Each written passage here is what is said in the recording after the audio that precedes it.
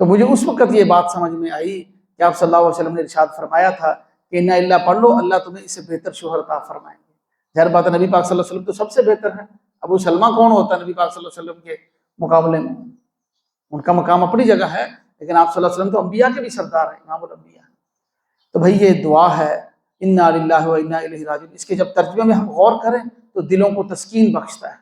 دلوں کو سکون بخشتا ہے اس کا ترجمہ۔ ہم اللہ ہی کا مال ہیں اور اللہ ہی کی طرف لوٹ کر جانا ہے،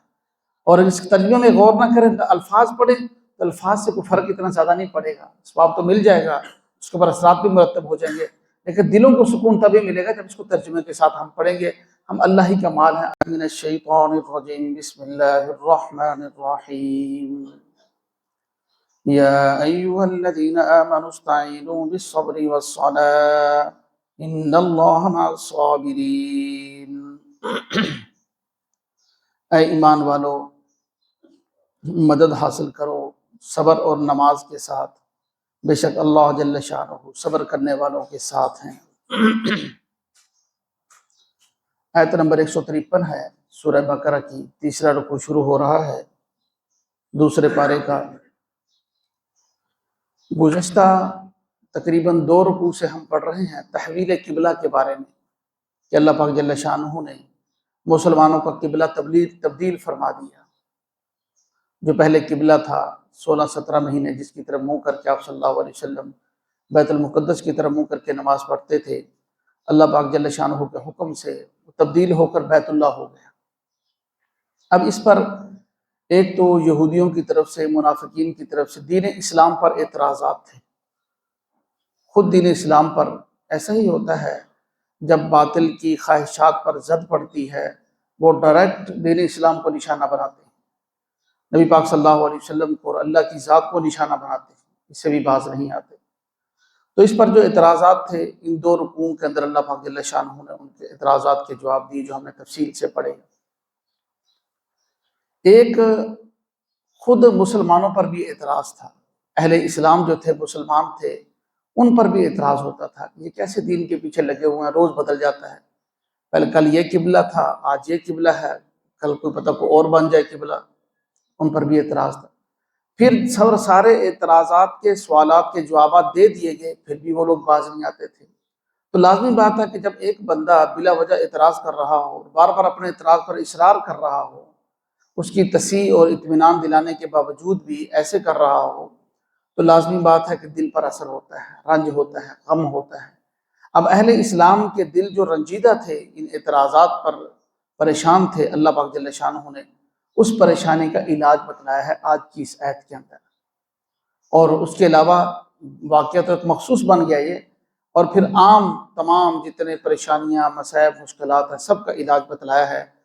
چنانچہ فرمایا یا ایھا الذین آمنوا استعینوا بالصبر والصلاۃ، اے ایمان والو سہارا حاصل کرو صبر اور نماز کے ساتھ۔ اب یہاں پر 2 چیزیں ہیں، صبر اور نماز، ان کو ہم نے سمجھنا ہے، ذرا توجہ سے سنیں گے تو بات سمجھ میں آئے گی، نہیں تو اوپر سے گزر جائے گی۔ یہ جو صبر ہے نا، صبر، اس کا مفہوم بڑا وسیع ہے۔ یا ایھا الذین آمنوا استعینوا بالصبر والصلاۃ، صبر کا مفہوم بڑا وسیع ہے، اتنا مختصر نہیں ہے جتنا ہم نے اس کو سمجھ رکھا ہے۔ ہمارا خیال تو یہ ہے کہ مصیبتوں پر صبر کر لینا، کوئی بیماری کوئی تکلیف ہے یا اس پر صبر کر لینا، یہی مطلب ہے صبر، اس پر واویلا نہ کرنا، شور نہ مچانا، کوئی صدمہ آ گیا ہے، کوئی فوت ہو گیا ہے یا کوئی اور پریشانی آ گئی، کوئی مالی نقصان ہو گیا، جانی نقصان ہو گیا، بس ایسا نہیں ہے، بلکہ اس کے مفہوم کے اندر تفصیل ہے، جہاں پر مفسرین نے لکھا ہے کہ نیکی کرنا، نیکی کے اوپر جمنا، ثابت قدمی اختیار کرنا، یہ بھی صبر میں شامل ہے۔ ظاہری بات ہے کوئی بھی نیکی ہم کر رہے ہیں اس کے لیے صبر چاہیے۔ ایک بندہ 40 سال، 50 سال، 60 سال تکبیر اولیٰ کے ساتھ نماز پڑھ رہا ہے، صفحے اول میں نماز پڑھ رہا ہے، یا ایک مثال کے طور پر صرف نماز ہی پڑھ رہا ہے، چلو تو یہ صبر کے بغیر کیسے پڑھ سکتا ہے؟ ظاہری بات ہے گرمی بھی آئے گی، سردی بھی آئے گی، غمی خوشی بھی آئے گی، اس کی طبیعت بھی لیکن صبر کے ساتھ، مستقل مزاجی کے ساتھ اس پر استقامت اختیار کیے ہوئے اور مسلسل چل رہا ہے، تو یہ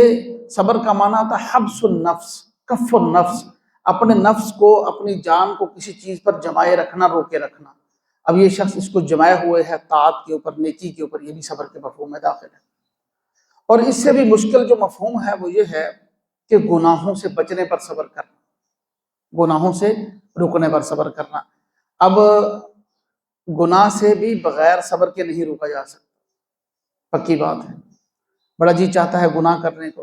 اور گناہ کے سارے اسباب بھی مہیا ہیں۔ گناہ کے لیے دولت چاہیے، دولت بھی پاس میں ہے، اس کے لیے حسن چاہیے، حسن بھی ہے، جوانی چاہیے، جوانی بھی ہے، سب کچھ ہے، لیکن اس کے باوجود ایک بندہ اپنے آپ کو گناہ سے روک رہا ہے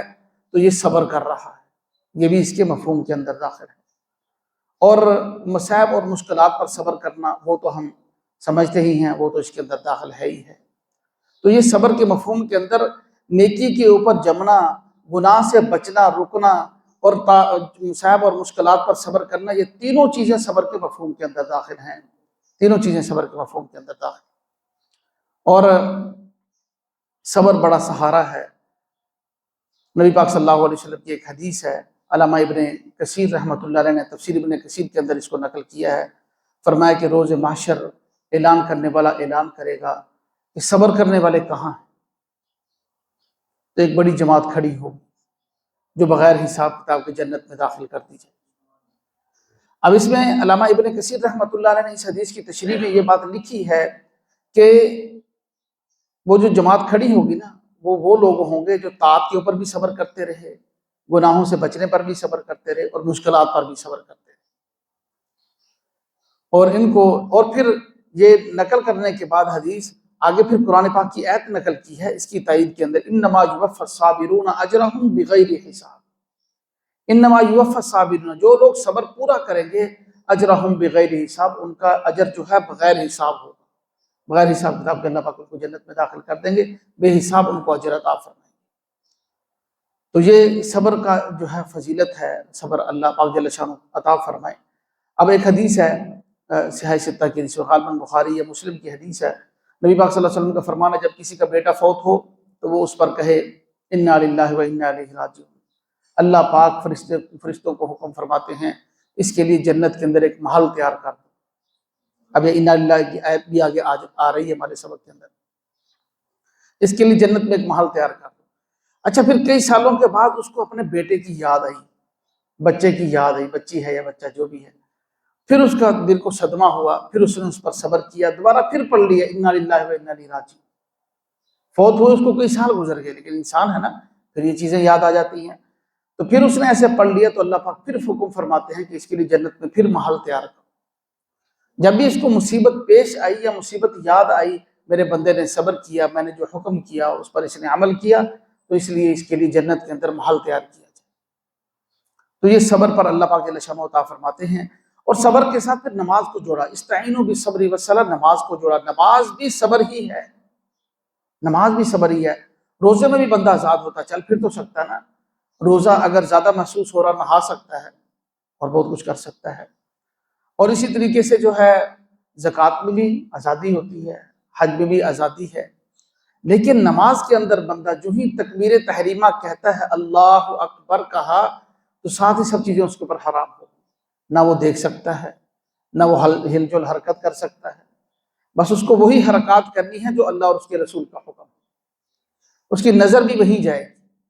تو یہ نماز بھی مستقل سب سے بڑی عبادت ہے، اس کو الگ سے خاص طور پر ذکر کر دیا، استعینوا بالصبر والصلاۃ۔ اور میں تو اکثر یہ بات عرض کیا کرتا ہوں کہ نماز، ہمارے لوگ یہ کہتے ہیں کہ پہلے دل صاف ہو پھر نماز شروع کریں گے، ایسا نہیں ہے۔ نماز سے بڑی اور کون سی چیز ہے جو دل کو صاف کرے گی؟ تو یہ جو دو چیزیں ہمیں بتلائی گئی ہیں، صبر اور نماز، یہ نسخہ اکسیر ہے انسان کے اطمینان کے لیے، مصائب، بلیات، مشکلات، پریشانیوں سے نجات کے لیے دو چیزیں، ایک نسخہ اللہ پاک جل شانہ نے ارشاد فرما دیا، استعینوا بالصبر والصلاۃ۔ اور اے ایمان والو، کتنی محبت کی بات ہے، ہمیں مخاطب کیا جا رہا ہے، یا ایھا الذین آمنوا، اے ایمان والو، استعینوا بالصبر والصلاۃ، مدد حاصل کرو صبر اور نماز کے ساتھ، ان اللہ مع الصابرین، اور اللہ صبر کرنے والوں کے ساتھ۔ بہت بڑی بات ہے، جس کے ساتھ اللہ ہو جائے اس کا تو پھر کوئی کچھ نہیں بگاڑ سکتا۔ تو اس لیے ہمیشہ یہ، چونکہ جہاں پر اس خاص مضمون کے ہے تو اس کا مضمون عام ہے، لیکن خاص تحویل قبلہ پر اعتراضات کے جواب میں یہ آیت اللہ پاک جل شانہ نے ارشاد فرمائی۔ اس سے یہ معلوم ہوا کہ دین کے کسی بھی شعبے میں جب ہم چلیں گے تو یہ بھی لازمی امر ہے کہ مصائب اور مشکلات آئیں گی، پکی بات ہے، اور پھر اس پر صبر کرنا اور نماز کے ذریعے اللہ پاک جل شانہ سے مدد حاصل کرنا، یہ اس کی جو ہے ہمیں تلقین کی گئی ہے۔ اللہ پاک ہم سب کو نصیب فرمائے۔ فرمایا کہ وَلَا تَقُولُوا لِمَن يُقْتَلُ فِي سَبِيلِ اللَّهِ أَمْوَاتٌ، جو لوگ اللہ کے راستے میں شہید کر دیے گئے، مار دیے گئے، اموات، ان کو مردہ مت کہو، بل احیاء ولکن لا تشعرون، بلکہ وہ زندہ ہیں لیکن تم لوگ نہیں جانتے، تم لوگ شعور نہیں رکھتے۔ اس پر مختصراً یہ بات عرض کر دیں کہ اس بات پر تو سب ہم متفق ہیں کہ حیات برزخی حاصل ہے ہر کسی کو، لیکن ہم یہ کہتے ہیں کہ حیات برزخی جو ہے نا، مرنے کے بعد اور قیامت سے پہلے جو زندگی ہے اس کو عالم برزخ کہتے ہیں،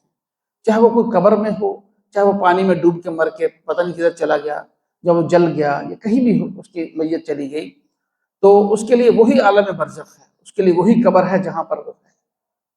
اب اس کو وہاں پر ایک زندگی حاصل ہوتی ہے، اس زندگی سے کسی کو انکار نہیں، لیکن اب مسئلہ یہ ہے عام لوگوں کو، عام نیک بندے ہیں یا عام لوگ ہیں، ان کو تو زندگی یہ حاصل ہے حیات برزخی، شہید کو وہ تھوڑے سے زیادہ حاصل ہے، جس کا اللہ پاک جل شانہ فرمایا وَلَا تَقُولُوا لِمَن يُقْتَلُ فِي سَبِيلِ اللَّهِ، اللہ کے راستے میں جو شہید کر دیا گیا اس کو مردہ مت کہو، اس کو زیادہ حاصل، لیکن موت کے احکام اس پر لاگو ہوں گے۔ اب یہ نہیں کہ وہ ایسا زندہ ہے کہ اس کی وراثتی تقسیم نہیں ہوگی، پیچھے سے وراثت اس کی تقسیم ہوگی، موت کے جو دنیاوی احکام ہیں وہ لاگو ہوں گے، آخرت کے اعتبار سے اس کو عام لوگوں کی بنسبت زیادہ زندگی حاصل ہے، جو کہ احادیث سے بھی ثابت ہے اور مشاہدات سے بھی ثابت ہے۔ کتنے شہید جو 1000 سال پہلے شہید ہوا، اتنا سا پہلے شہید ہوا، اللہ پاک جل شانہ قرآن پاک کی ان آیات کو سچا کرنے کے لیے کبھی مشاہدہ بھی کروا دیتے ہیں، قبر جو ہے وہ کھل گئی، ہم نے دیکھا کہ شہید کا خون جاری ہے، بہت سے ایسے واقعات ہمارے سامنے آتے رہتے ہیں، مشاہدات سے بھی ثابت ہے۔ لیکن ہمارا دین مشاہدے کا دین نہیں ہے،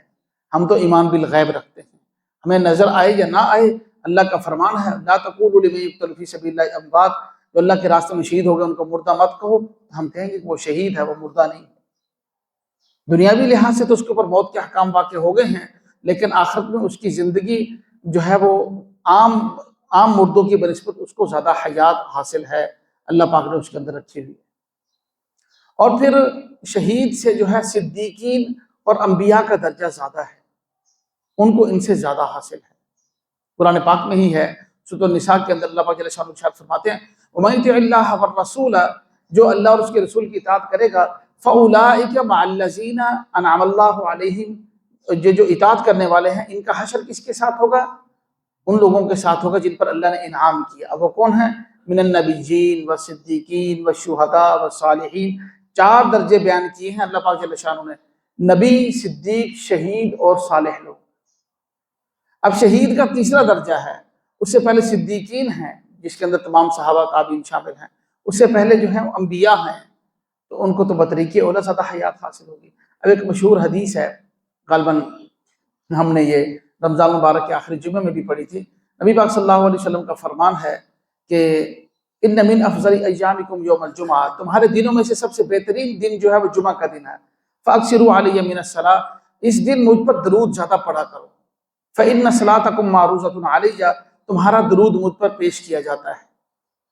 قیل یا رسول اللہ کیف تورد صلاتنا، یا رسول اللہ ہمارا درود آپ پر کیسے پیش کیا جائے گا؟ فقط ارمتا، ہم تو مٹی ہو جائیں گے، ریزہ ریزہ ہو جائیں گے، آپ کی ہڈیاں ختم ہو جائیں گی۔ آپ صلی اللہ علیہ وسلم نے ارشاد فرمایا ان اللہ حرم علی الارض اجساد الانبیاء، اللہ نے زمین پر نبیوں کے جسموں کو حرام قرار دیا ہے، زمین نبیوں کے جسموں کو نہیں کھا سکتی، اس لیے نبیوں کو جو زندگی حاصل ہے وہ زیادہ حاصل ہے، اس لیے آپ نے فرمایا تمہارا سلام مجھ پر پیش کیا جاتا ہے۔ ایک صحیح حدیث کے اندر آپ نے فرمایا کہ مجھ پر جو آ کر سلام پڑھتا ہے مجھ پر سلام پیش کیا جاتا ہے اور میں اس کا جواب دیتا ہوں۔ یہ ایک بات ہم ذہن میں رکھ لیں، ان ساری جو حیات کی ہم بات کر رہے ہیں یہ حیات برزخی ہے، بار بار میں عرض کر رہا ہوں، یہ سوال ہمیں اس صورت میں پیدا ہوتا ہے ہم جب دنیا والی زندگی سمجھ لیتے ہیں، دنیا والی زندگی نہیں ہے، وہ حیات برزخی ہے، کسی کو زیادہ درجے کی حاصل ہے، کسی کو کم درجے کی حاصل ہے، وہ اللہ پاک ہی جانتے ہیں کتنی حاصل ہے۔ بہرحال احادیث اور قرآن کی آیات سے یہ معلوم ہوتا ہے انبیاء کو بہت زیادہ حاصل ہے، پھر اس کے بعد صدیقین ہیں، پھر شہداء ہے، پھر صالحین کو بھی کسی نہ کسی درجے کی اللہ پاک نے عطا فرمائی ہے۔ تو اس لیے عذاب قبر کا انکار بھی نہیں ہو سکتا، وہ یہ نہیں کہہ سکتا کہ عذاب قبر نہیں ہے، عذاب قبر کا انکار نہیں ہو سکتا، کیونکہ حیات برزخی تو حاصل ہے، تو عذاب بھی مرتب ہو سکتا ہے، اللہ پاک اس حیات برزخی پر عذاب کو بھی مرتب فرما سکتے ہیں۔ تو یہ مختصراً یہ مضمون بھی ہمارے سامنے آ گیا۔ آگے اللہ پاک جل شانہ نے عام فرما دیا وَلَنَبْلُوَنَّكُمْ بِشَيْءٍ مِّنَ الْخَوْفِ وَالْجُوعِ، دو تاکیدی لفظ ہے، وَلَنَبْلُوَنَّكُمْ، شروع میں لام ہے، آخر میں نون مشدد ہے، یہ دونوں تاکید کے لفظ ہیں علم نحو کے اندر، یہ بتانے کے لیے کہ ہم ضرور تمہیں آزمائیں گے۔ یہ نہیں ہو سکتا کہ آزمائش نہیں ہوگی، آزمائش تو ضرور ہوگی۔ کس قسم کی؟ کبھی خوف آئے گا، بھوک آئے گی، مال اور جان کی کمی ہوگی، میووں اور پھلوں کی کمی ہوگی، لیکن ساری آزمائشوں کے اندر وبشر الصابرین، جو صبر کرنے والے ہوں گے ان کو خوشخبری سنا دیجیے۔ الذین اذا اصابتہم مصیبۃ، یہ صبر کرنے والے کون ہیں؟ جب ان کو کوئی مصیبت پیش آتی ہے قالوا انا للہ وانا الیہ راجعون، یہ لوگ کہتے ہیں ہم اللہ ہی کا مال ہیں اور اللہ ہی کی طرف ہم سب کو لوٹ کر جانا ہے۔ تو یہ انا للہ وانا الیہ راجعون، ہم نے اس کو جو خاص کیا ہوا نا کہ جب کوئی فوت ہوگا تو اس کا اعلان کریں گے یا کہیں تعزیت کے لیے جائیں گے تو وہاں انا للہ پڑھیں گے، ایسا نہیں ہے۔ یہ وہ دعا ہے جب بھی کوئی مصیبت پیش آئے، الذین اذا اصابتہم مصیبتن، مصیبتن کی تا کے اوپر جو دو پیش ہیں یہ نکرہ ہے، عموم بتلا رہا ہے کہ کوئی بھی مصیبت پیش آ جائے تو بندہ انا للہ وانا الیہ راجعون پڑھے۔ اور اس پر نبی پاک صلی اللہ علیہ وسلم کا فرمان بھی ہے، اسی شوال کے مہینے کے آخری دنوں کے اندر آپ صلی اللہ علیہ وسلم کا نکاح امہات المومنین میں سے زوجہ محترمہ ہم سب کی ماں حضرت ام سلمہ رضی اللہ تعالیٰ عنہ کے ساتھ ہوا۔ تو جب ان کے شوہر ابو سلمہ فوت ہوئے نا، یہ بڑے جلیل القدر صحابی تھے، حبشہ کی طرف ہجرت کی، پھر مدینہ کی طرف ہجرت کی، مدینہ کے اندر بڑی اہم مہمات کے اندر آپ صلی اللہ علیہ وسلم ان کو بھیجا کرتے تھے۔ ایک زخم لگا تھا احد کے اندر، اوپر سے ٹھیک ہو گیا تھا، اندر سے وہ زہر پھیلتا رہا، جس کے نتیجے میں یہ شہید ہو گئے، فوت ہو گئے۔ تو ان کی اہلیہ بڑی صدمے سے دو چار تھی، 4 بچے تھے۔ تو حضرت نبی پاک صلی اللہ علیہ وسلم نے ان سے فرمایا کہ تم انا للہ و انا الیہ راجعون پڑھو، اللہ تمہیں اس سے بہتر شوہر عطا فرمائیں گے۔ چونکہ نبی پاک صلی اللہ علیہ وسلم کا فرمان تھا، حضرت ام سلمہ نے پڑھ لیا، لیکن وہ بعد میں خود فرماتی ہیں کہ میں نے سوچا کہ ابو سلمہ سے بہتر تو شوہر کائنات میں ہو نہیں سکتا، میرے لیے تو سب سے بہتر تو وہ تھے، اتنا میرا خیال کرتے، اتنا مجھ سے پیار کرتے، میری عزت کرتے، احترام کرتے، سب کچھ میرے اوپر جان دیتے تھے، ان سے بہتر شوہر کہاں ہوگا۔ وہ فرمانے لگی، فرماتی ہیں کہ کچھ عرصہ جب گزرا تو میرے پاس عمر رضی اللہ تعالیٰ عنہ نبی پاک صلی اللہ علیہ وسلم کی طرف سے پیغام نکاح لے کر آئے۔ تو مجھے اس وقت یہ بات سمجھ میں آئی کہ آپ صلی اللہ علیہ وسلم نے ارشاد فرمایا تھا کہ انا اللہ پڑھ لو، اللہ تمہیں اس سے بہتر شوہر عطا فرمائیں گے۔ ظاہر بات ہے نبی پاک صلی اللہ علیہ وسلم تو سب سے بہتر ہے، ابو سلمہ کون ہوتا ہے نبی پاک صلی اللہ علیہ وسلم کے مقابلے میں؟ ان کا مقام اپنی جگہ ہے، لیکن آپ صلی اللہ علیہ وسلم تو انبیاء کے بھی سردار ہیں، امام الانبیاء۔ تو بھئی یہ دعا ہے انا للہ و انا الیہ راجعون، اس کے جب ترجمے میں ہم غور کریں تو دلوں کو تسکین بخشتا ہے، دلوں کو سکون بخشتا ہے اس کا ترجمہ۔ ہم اللہ ہی کا مال ہیں اور اللہ ہی کی طرف لوٹ کر جانا ہے، اور اس ترجمے میں غور نہ کریں، الفاظ پڑھیں تو الفاظ سے کوئی فرق اتنا زیادہ نہیں پڑے گا، ثواب تو مل جائے گا، اس کے اوپر اثرات بھی مرتب ہو جائیں گے، لیکن دلوں کو سکون تبھی ملے گا جب اس کو ترجمے کے ساتھ ہم پڑھیں گے۔ ہم اللہ ہی کا مال ہیں، اللہ ہی کی طرف لوٹ کر جانا ہے، بڑی سی مصیبت بھی آن پڑی ہوگی نا تو اس پر بھی اللہ پاک جل شانہ سکون عطا فرمائیں گے۔ تو آج ہم جو ہے 156 آیت تک پہنچے ہیں، اللہ پاک ہم سب کو عمل کی توفیق نصیب فرمائے۔